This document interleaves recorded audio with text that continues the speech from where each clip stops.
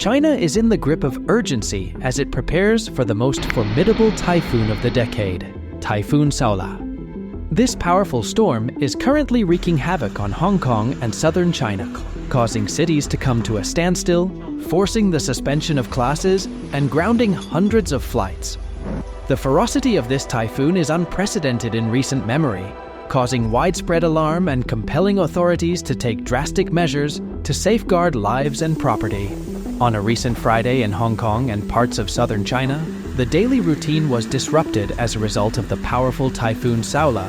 This storm disrupted various facets of life, resulting in the cancellation of classes and flights, employees staying home from work, and the postponement of the school year for students.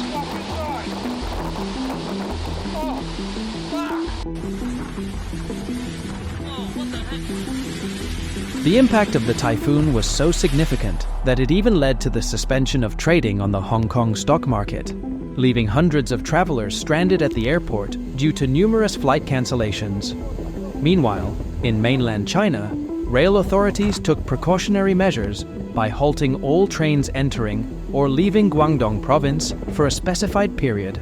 The gravity of the situation in Hong Kong was emphasized by the issuance of a Nomdard 10 hurricane signal by the Hong Kong Observatory, the highest level of warning in the city's weather system. This signal had not been activated since Super Typhoon Mangkhut struck Hong Kong in 2018. Typhoon Saola, boasting maximum sustained winds of 121 miles per hour, came perilously close to Hong Kong, passing about 19 miles south of the city's Tsim Sha Tsui shopping district.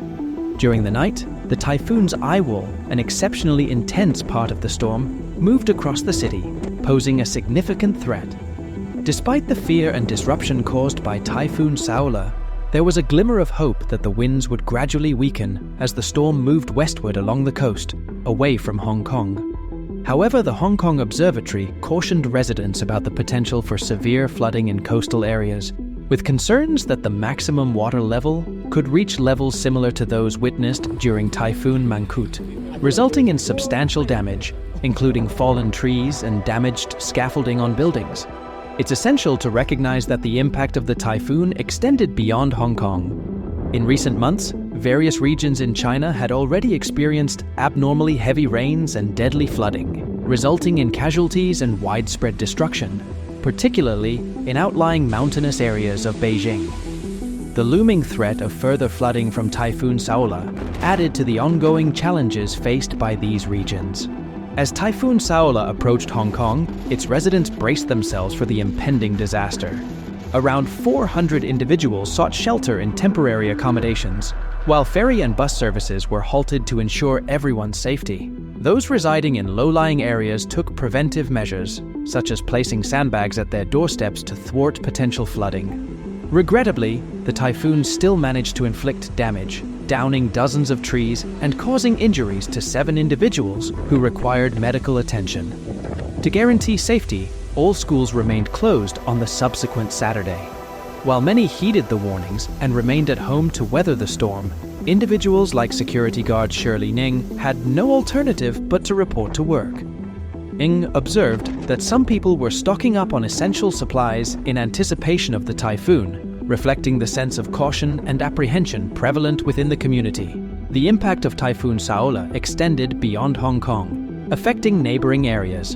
In Macau, authorities issued warnings of potential flooding, with forecasts indicating that water levels could rise up to 1.5 meters, 5 feet, in low-lying areas on Saturday morning. As a precautionary measure, the cross-border bridge linking Hong Kong, Macau, and Zhuhai City was closed in the afternoon.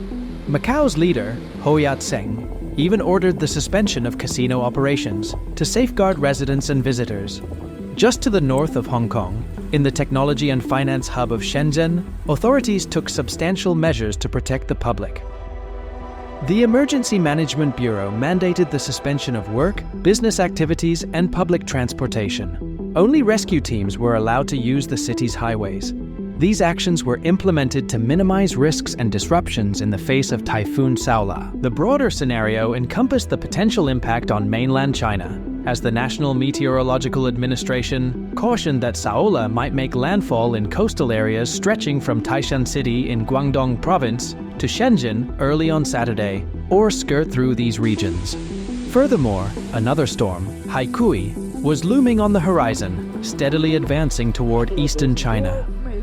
Combined with the influence of Saola, this storm was expected to bring strong winds and heavy rainfall to parts of Guangdong, Fujian, and Zhejiang provinces.